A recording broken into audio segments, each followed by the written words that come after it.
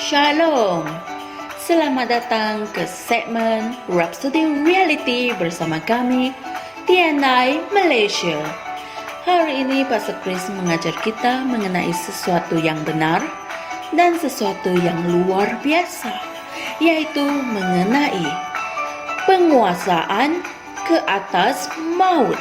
Haleluya.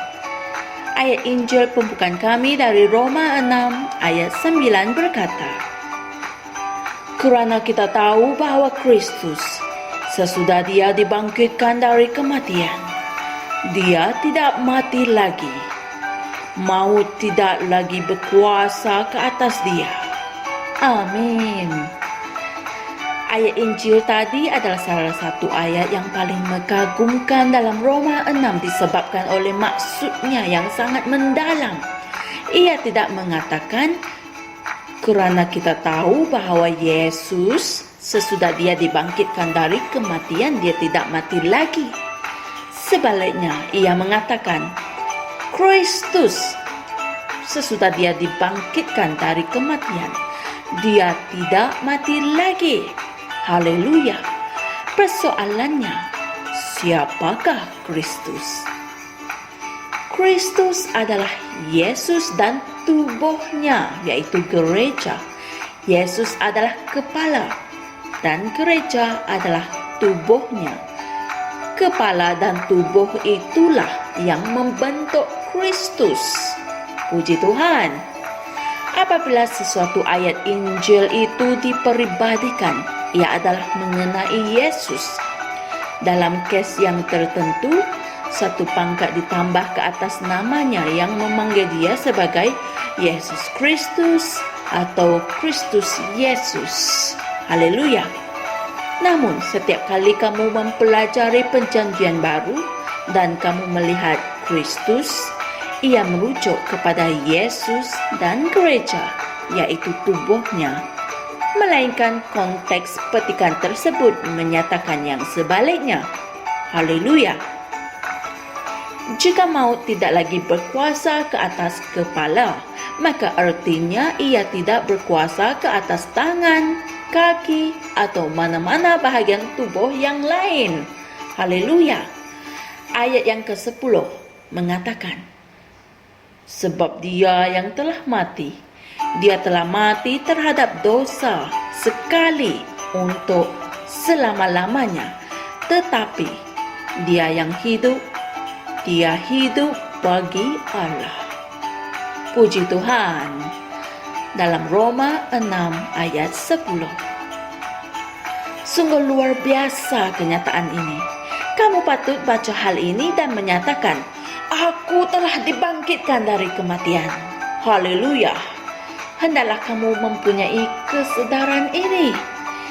Kematian tidak lagi memiliki kuasa ke atas kamu, kerana melalui Yesus Kristus, kamu mempunyai kehidupan yang kekal. Kamu telah dibawa ke dalam kehidupan yang tidak dapat dibinasakan, seperti yang tertulis dalam 2 Timotius 1 ayat 10. Puji Tuhan.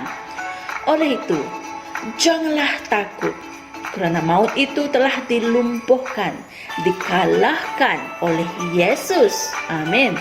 Ibrani 2 ayat 14 hingga 15 mengatakan, kerana anak-anak itu adalah anak-anak dari daging dan darah, maka dia sendiri dengan cara yang sama telah mengambil bahagian dalam hal yang sama, supaya melalui kematian dia dapat memusnahkan dia yang memiliki kuasa atas maut, yaitu si iblis, dan dia membebaskan mereka yang seumur hidupnya berada dalam perhambaan oleh kerana takut akan kematian. Haleluya. Ketika Yesus mengalahkan maut, kita ada berada di dalam dia. Bersama-sama dengan dia, kita sudah memperoleh kemenangan ke atas maut dan alam maut. Sebab itulah dalam 1 Korintus 15 ayat 54 hingga 55 ia berkata, maut telah ditelan dalam kemenangan. Hai maut, di manakah sengatmu? Hai alam maut, di manakah kemenanganmu? Haleluya! Mari kita sama-sama membuat pengakuan ini. Aku telah disalibkan bersama-sama dengan Kristus. Walau bagaimanapun aku hidup, namun bukan aku hidup, tetapi Kristus yang hidup di dalam diriku. Dan kehidupan yang aku jalani sekarang di dalam daging adalah kehidupan oleh iman dalam Anak Tuhan. Aku bebas dari dosa dan maut. Aku mengambil bahagian dalam sifat ilahi. Maha mulia Tuhan. Untuk kajian tambahan, renungkan 1 Korintus 15 ayat 55 hingga 57 dan Roma 8 ayat 2. Haleluya! Kita telah dibangkitkan dari kematian bersama dengan Yesus, dan oleh itu maut tidak lagi memiliki kuasa ke atas kita. Inilah kesedaran yang kita patut miliki, puji Tuhan. Jangan sesekali membenarkan syaitan atau iblis mengatakan yang sebaliknya kepada kamu, karena inilah kebenaran. Semoga perkongsian hari ini memberkati saudara-saudara semua. Jumpa lagi esok.